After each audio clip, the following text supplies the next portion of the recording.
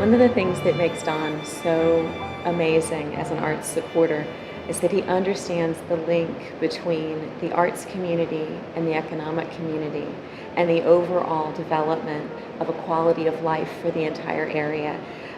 He truly puts his money where his mouth is. He loves philosophy, he loves art, he loves music, and he loves the people who create it. He's incredibly personally supportive of all of the quality artists that we have here in Hot Springs as well as across the state. Don and I have been friends for many, many years. We've worked together on projects involving economic development and education reform in Arkansas. We've also served on the Nature Conservancy of Arkansas together for many years to work on improving the environment and protecting endangered areas in Arkansas.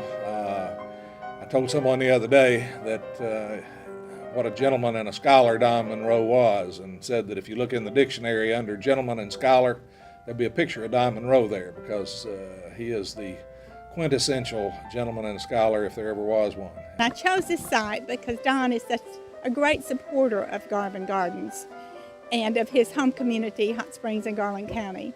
But actually, he's a great promoter of Arkansas. I think of him in so many ways. When I think of adjectives, I want to think of a courtly person, a gentleman who's always gracious. But I particularly think of the word generous. Actually, Don helped me decide that I would use the word philanthropy and philanthropist more often. Don's just one of the most gracious people that I've ever met. He's always humble. If I told him I looked up to him, he would just shrug and grin, and he just kind of aw shucks and takes praise well, but doesn't take it very seriously. Don's just a wonderful human being, and on top of that, a great businessman. You know, in all those 20 years, I've only heard him cuss once. And Don and Dorothy Morris were the co-chairs of our capital campaign here at National Park Community College. In fact, they helped us raise the money for this beautiful building, the Nursing Center, Nursing and Health Sciences Center. But Don and I went to visit a prospective donor, and one that we felt like had the capability of making a really nice contribution to our project. We were politely dismissed from that man's office, and as we were walking through the parking lot, I heard him mumbling under his breath. I said, "Don Munro?" And he looked at me with that grin that he always gives, and we just got tickled and laughed. What that shows is that Don chooses a cause, and when he chooses that cause, he is extremely passionate about it. I'm not only an employee, but I'm also a son.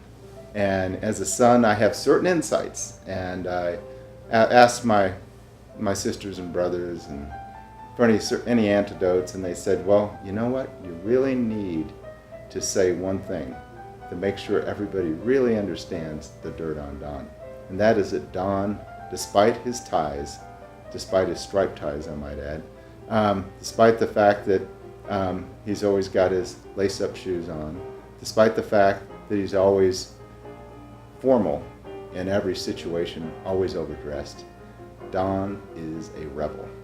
And when I say rebel, I guess I better give you a few examples.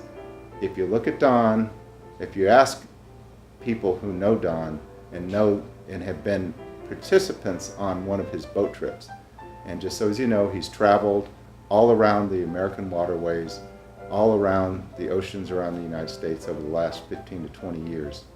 And if you were lucky enough to go on one of those trips and survive, if you're here to speak about it, then you know that Don is a risk taker. He's always enjoyed his travel. He's always enjoyed his boat trips. He's always enjoyed knowing that, you know what, we're going to have to go out there and we're going to have to cheat death one more time. When I think of Don, I think of the personification of a Southern gentleman.